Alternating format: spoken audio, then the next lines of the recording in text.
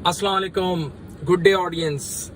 Today's topic is investment tax credits and tax holidays. How to account for.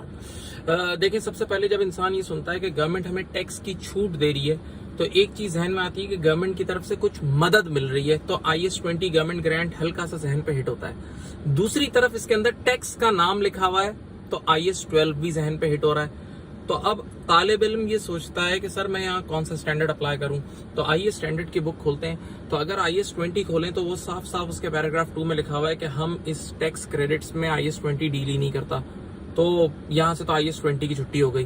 तो अब हम IS-12 से review करते हैं। अच्छा, मैंने दो वर्ड यूज किए हैं कि नॉर्मली एक तो टैक्स क्रेडिट्स मिलता है और एक टैक्स हॉलीडेज मिलती है। पहले हम टैक्स हॉलीडेज पे बात करते हैं। जनाबे वाला होता यह है कि गवर्नमेंट कहती है टैक्स हॉलीडेज में इन्वेस्टमेंट्स अट्रैक्ट करने के लिए बड़े बड़े इन्वेस्टर्स को बोलती है कि आप यहाँ आके इंडस्ट्री लगाएं या काम करें, फला फील्ड में काम करें, तो हम अगले 3 साल तक आपसे 0% टैक्स रेट लेंगे या अगले 3 साल तक सिर्फ 5% टैक्स लेंगे। इस तरह की ऑफर्स आती हैं, सही है। तो सवाल ये है कि जो टैक्स हॉलीडेज मिलता है इसके IS-12 इसमें डील करेगा जी? टैक्स बिल्कुल डील करेगा। कैसे डील करेगा? दोनों चीजें आराम से समझें। एक होता है करंट टैक्स, एक होता है डेफर टैक्स। अज्यूम करते हैं कि इस साल गवर्नमेंट ने मुझे कहा कि आपका टैक्स 0% है, कोई टैक्स नहीं है। तो जब मैं इस साल का करंट टैक्स प्रोविजन कैलकुलेट कर रहा हूँ तो वो 0% पे करूंगा, यानी वो करूंगा ही नहीं 0%। या इस साल मेरा टैक्स रेट गवर्नमेंट ने 5% कर दिया तो मैं 5% पे करंट टैक्स कैलकुलेट करूंगा जो इस साल का रेट है, राइट। ये तो करंट टैक्स हो गया, आसान है। अब आते हैं डेफर टैक्स पे। डेफर टैक्स के अंदर मामला ये हैं कि डेफर टैक्स के लिए IS-12 ये कहता है कि वो टैक्स रेट यूज करें कि जब वो डेफर टैक्स लायबिलिटी सेटल होने वाली है जिस पीरियड में, उस पीरियड का टैक्स रेट, या डेफर टैक्स एसेट जिस पीरियड में रियलाइज होने वाला है उस पीरियड का टैक्स रेट, अगर आपको यकीन ही पता हो। जिसके लिए वर्ड ये लोग यूज करते हैं इनेक्टेड। मैं बात समझा देता हूँ। अज्यूम करते हैं कि इस साल हमारा नॉर्मल टैक्स रेट है जो सारी कंपनीज का है वो 30% है, ठीक है। और नेक्स्ट ईयर गवर्नमेंट ने अभी से हमें बोल दिया कि तुम्हारा टैक्स रेट होगा 10%। नेक्स्ट ईयर जो भी कमाओगे उस पर 10% टैक्स रेट होगा। बात को गौर से सुनना। लेटेस्ट से मैंने इस साल किसी कंपनी के शेयर्स खरीदे हुए, यानी किसी कंपनी के शेयर्स में इन्वेस्ट किया हुआ है। जिस कंपनी के शेयर्स में इन्वेस्ट किया हुआ है वहां ईयर एंड से पहले डिविडेंड डिक्लेयर हो गया। डिक्लेयर तो उन्होंने जैसे डिक्लेयर किया हमारे पास आ गया राइट टू रिसीव। तो हमने उस राइट टू रिसीव की बेसिस पे डिविडेंड इनकम इस साल बुक कर दी। अब जब इस इनकम को हम टैक्स वालों के पास लेके गए तो टैक्स वालों ने कहा हम अभी टैक्स नहीं लेंगे क्योंकि आप इस डिविडेंड को रिसीव करेंगे अगले साल।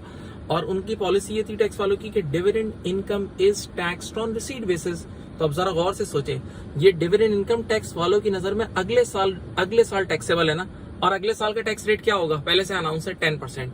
तो अब इस पर जो डेफर टैक्स आप बुक करेंगे ना, स्पेसिफिकली इस ट्रांजैक्शन पे वो 10% का बुक होगा, राइट। क्योंकि अगले साल के लिए अगले साल ये टैक्सेबल होगी और अगले साल का रेट 10% है। ख्याल कीजिएगा इसका। अब आते हैं नंबर 2 पे, investment tax credits. Investment tax credits का मतलब गवर्नमेंट ने आपको बोला हुआ है कि यार अगर आप फला उसमें टेक्नोलॉजी में इन्वेस्ट करोगे तो हम आपकी टैक्स लायबिलिटी रिड्यूस कर देंगे या टैक्सेबल प्रॉफिट्स रिड्यूस कर देंगे। इस तरह की कोई सेटअप है। जरा सुनना, सवाल यह है कि इन्वेस्टमेंट टैक्स क्रेडिट्स और टैक्स क्रेडिट्स के बारे में क्या मामलात हैं IS के। IS-20 तो उसमें डील ही नहीं करता। वंस अगेन IS-20 में clear goes out of the scope है। और IS-12 भी टैक्स क्रेडिट में डील नहीं करता, बल्कि यहां तक भी लिखा हुआ है कि टैक्स क्रेडिट्स के बारे में IFRS में बहस ही नहीं है। IFRS ने टैक्स क्रेडिट्स को सही डिफाइन ही नहीं किया, यानी उस पर वो साइलेंट है। तो अब ना IS-12 ना IS-20, तो सर हम तो फंस नहीं गए। आप लोगों को याद होगा मैंने गोल्ड की भी एक वीडियो बनाई थी पहले कि जहां अगर किसी चीज पे किसी ट्रांजैक्शन पर IS खामोश हो तो वहां IS-8 कहता है make your own accounting policy. Similar transaction वगैरह को देखकर अपनी पॉलिसी खुद बनाएं। तो अब जब अपनी पॉलिसी खुद बनाएं तो अब आप सिमिलर ट्रांजैक्शन में आप IS-12 भी अप्लाई कर सकते हैं और IS-20 भी। सवाल ये है हुजूर वाला कि IS-12 कब अप्लाई होगा इस इन्वेस्टमेंट टैक्स क्रेडिट पे और 20 कब अप्लाई होगा। तो इसके लिए कुछ फैक्टर्स हैं जो नॉर्मली मार्केट्स में यूज होते हैं। अब ये जजमेंटल बेस्ड एरिया पे मैं आ रहा हूं, अभी आपकी अपनी चॉइस होगी। अब जरा सुने, एक फैक्टर ये देखा जाता है ग्रुप पॉलिसी के, इस ग्रुप की पॉलिसी क्या है।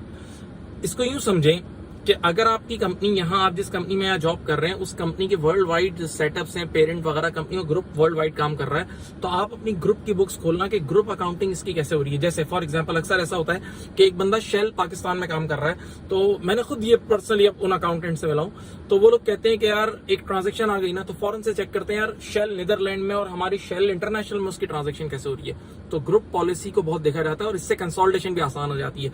अगर पूरे ग्रुप में सेम टाइप की पॉलिसी लग रही है तो इससे कंसोलिडेशन भी इजी हो जाती है। तो ये फैक्टर देखा जाता है।